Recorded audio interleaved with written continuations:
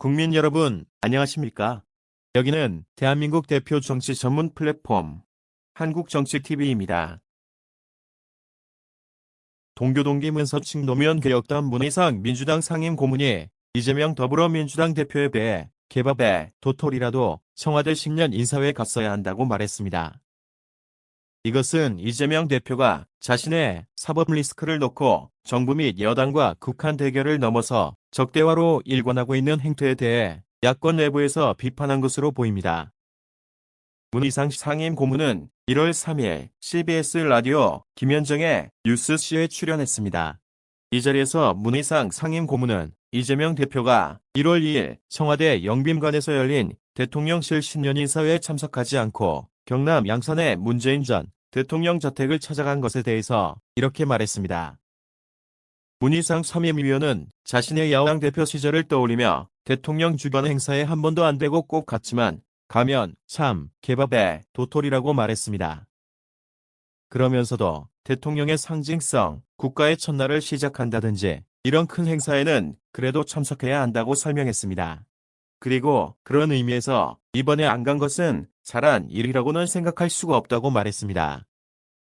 대통령실이 반겨주지 않고 불편한 자리라고 하더라도 이재명 대표가 여야 협치의 중요성을 감안해서 야당 대표로서 초청에 응해 윤석열 대통령과 대화를 했어야 했다는 것입니다.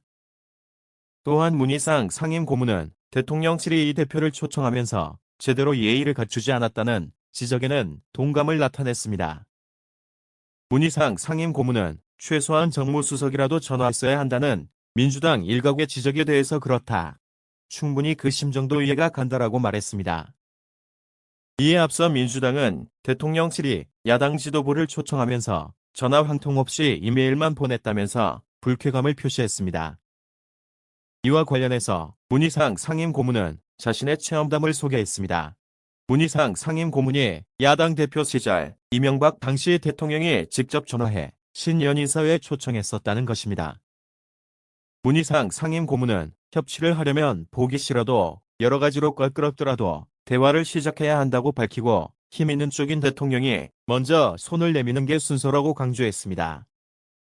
그러면서도 문희상 상임고문은 그럼에도 종이 딱 보냈다든지 전자로 뭐가 왔다든지 이럼에도 참석했어야 한다고 생각한다고 또다시 강조했습니다.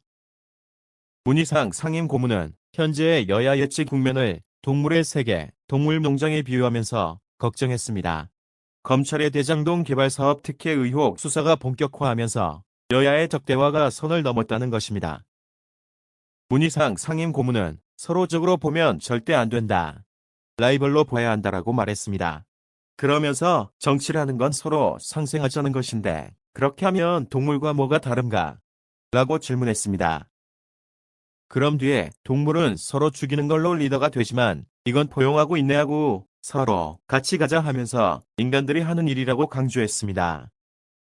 한편 문희상 상임고문은 1월 2일에 이어 이날 라디오 방송에서도 이재명 대표의 사법 리스크에 대처하는 민주당의 해법으로 교토 3구를 다시 강조했습니다.